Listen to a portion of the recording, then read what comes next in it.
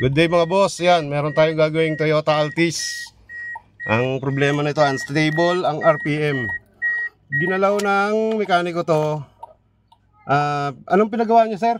Starter lang. Oh, yung starter lang daw. Tapos nagkaganito na yung problema. Yan.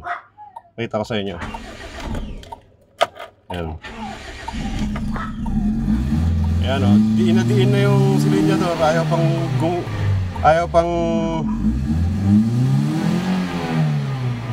pang niya magalit. Yan, ano, halos mamamatay siya. Ang RPM niya 600. Ayan, yan na, namamatay na siya.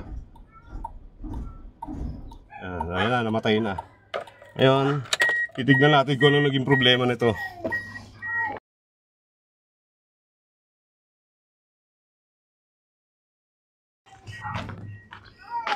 Ayan. Ang pag-check ko dito, tinignan namin yung nilinis ko na tong map sensor. Tapos chinecheck ko rin tong throttle body kung marumi. Parang okay naman eh. Tapos nagpalit na kami ng spark plug. Pero ganun pa rin ang nangyayari sa kanya. Rough idling pa rin siya. Then nung tatanggalin ko tong intake, ayan, nakita ko yung manifold absolute sensor nakatanggal. Ayan, try ngayon natin ikabit. Ayan. Balik natin yan. Tingnan natin kung babalik pa ba ang minor ng maganda. Ay, hindi ko maano eh. Isalpak.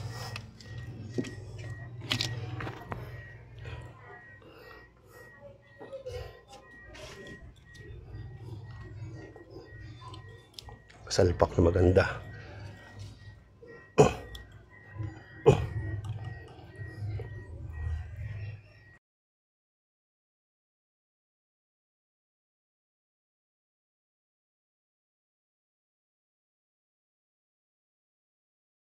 Ayan, nakasalpak na.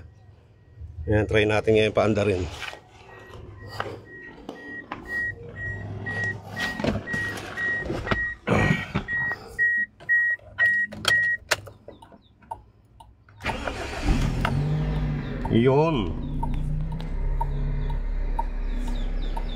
Yun ang naging problema niya. Yung kanyang manifold absolute sensor nakabunot. Yung isang hose. Ang nangyayari dito, vacuum leak problem. Ayan, okay na siya. Ang RPM niya stable sa 1,000. Malamig pa yung makina nito. Antayin pa natin na mag-regulate yung ano niya, yung mag normal temperature level siya. Ayun pa mababa pa yung temperature niya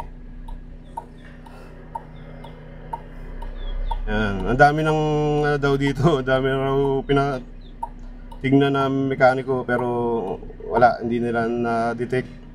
At ang ano ko dito, ang isa kong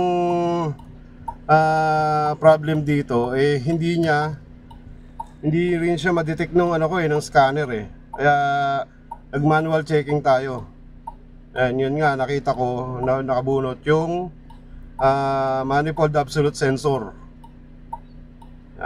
Ayan, normal na siya ang RPM niya kanina. Pag binibitawan yung silinyador, halos mamatay na siya. Pero yan, pag konting diinan ko lang yan, galit na yung makina niyan. Ayan.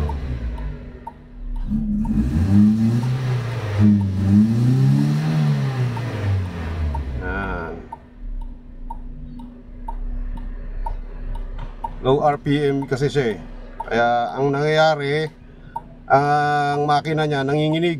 Akala sir, ang problema yung yung engine support. Pero hindi naman normal na yung andar niya. Hindi na siya nanginginig. Smooth na. Oo, smooth na siya.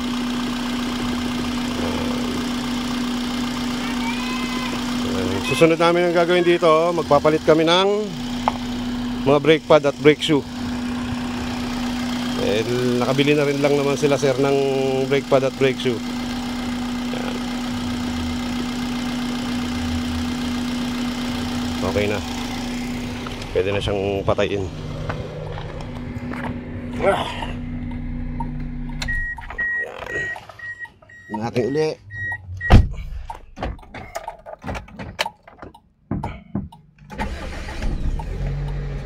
Yan, one click start. Normal RPM.